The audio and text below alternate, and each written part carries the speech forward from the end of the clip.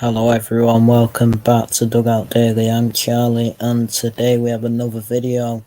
This time we will be going through the story of Ilkay Gundogan, who has unfortunately left City today to join Barcelona.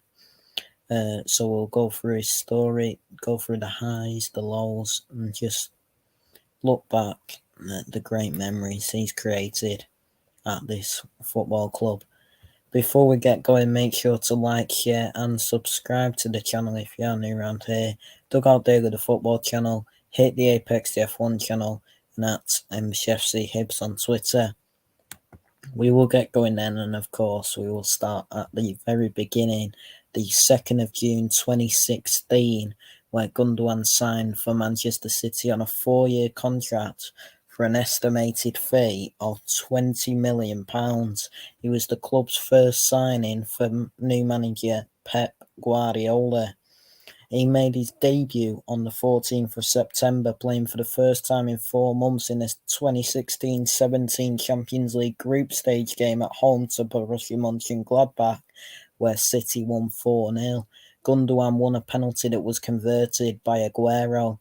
3 days later, Gundogan started in the squad and scored with a low right-footed shot against Bournemouth in a 4-0 home win. He scored a brace and set up Aguero's goal against West Brom in a 4-0 win at the Hawthorns on the 29th of October 2016. He continued his run of form by scoring twice against Barcelona in a 3-1 win at home in the group stages of the Champions League. That, of course, one of the best early memories of the Pep Guardiola reign, beating, at the time, probably the best team in the world by 3-1. However, on the 14th of December in the 2016-17 Premier League season, in a match against Watford, Gundogan was substituted in the 44th minute with knee ligament damage. Guardiola stated the player would be out injured for several months. It was later confirmed Gundogan tore his cruciate ligament in his right knee and would miss the remainder of the 2016-17 season. On the 16th of September 2017, Gundogan made his first appearance for Manchester City in 9 months, coming on as a sub in the team's 6-0 2017-18 Premier League win away at Watford. 3 months later, he scored his first goal of the season with a header which was assisted by Leroy Sané, a goal that gave City the lead in their 4-1 win against Tottenham. On the 13th of February 2018, he scored a brace with 1 goal in each half as City won 4-0 against Basel in the away leg of their round of 16 tie in the 2017-18 Champions League. On the 4th of March, he set 2 Premier League passing records in a 1-0 home win over Chelsea, one for the most passes attempted with 174, and one for the most passes completed with 167 in a game.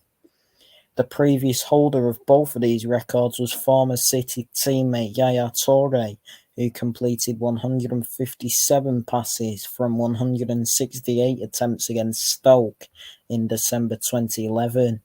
In August 2019, Gundogan signed a 4-year contract extension with City, which of course has taken us up to this current day, where he hasn't left the club, unfortunately. On the 21st of September 2020, he tested positive for COVID, which obliged him to self-isolate for 10 days. This was announced on the same day that Manchester City's first game of the season against Wolves was to be played. After recovering, he came back to the squad and scored his first Premier League goal of the season on the 15th of December in a 1-1 home draw against West Brom. On the 7th of February 2021, Gundogan scored twice in a 4-1 away league win over Liverpool, sealing City's first win at Anfield since 2003. On the 12th of February, he received the Premier League Player of the Month award for his performances throughout January. On the 12th of March, he received a Premier League Player of the Month award for a second consecutive month with 4 goals and 1 assist in 5 games. In doing so, he became the first player for Manchester City to win back-to-back awards for the club.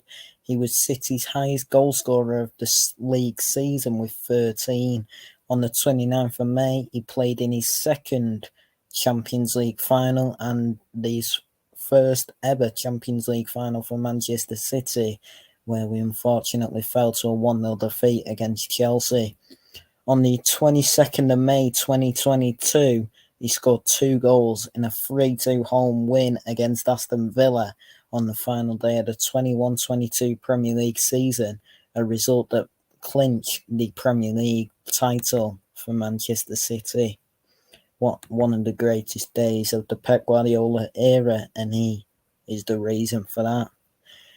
Gundogan was then chosen by his teammates as club captain on the 14th of August 2022, replacing the departing Fernandinho. On the 6th of May 2023, he scored both goals in a 2-1 win over Leeds, which secured his club's 10th league win in a row during the 22-23 Premier League season. On the 14th of May, Gundogan scored twice against Everton, one of his goals being a clever flick and the other being a well-taken free kick. Guardiola commented that the player had shown again and again his quality and his importance. Such performances contributed greatly to City eventually winning the 22-23 Premier League title. On the 3rd of June, Gundogan scored the quickest goal in FA Cup final history, with a long-range volley within 12 seconds of the 2023 final against local rivals Manchester United. What a great day that was. The match ended as a 2-1 win for City, with Gundogan scoring the second goal with a second volley. Owing to his performance in the match, he was praised as magnificent by journalist Phil McNulty and was voted as man of the match by readers of BBC Sport. On the 10th of June, he won his first Champions League title after 3 final appearances, 1 at Dortmund and 2 at Manchester City, after a 1-0 win over Inter Milan in the final, becoming the first captain of the club to lift the European Cup. And that is where his story, a happy ending of course, that's where his Manchester City career ended. And he is now on the 26th of June. So today, while I'm recording, yesterday, while you're watching this, Gundogan joined FC Barcelona on a free transfer.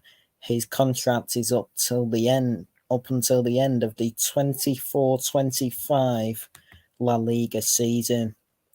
So, as I just said, it was a happy ending, but it's disappointing to see a great player for this football club leave us, of course, as it always is. So before we end this, I'd just like to say thank you to him for all the great memories he's created for us here at Manchester City. Everyone, thank you all so much for watching. Please like, share and subscribe to the channel if you are new around here. Dugout Daily, the football channel, hit the Apex F1 channel, and at MCFC Hibs on Twitter. Everybody, thank you all so much for watching, and we'll speak to you all soon.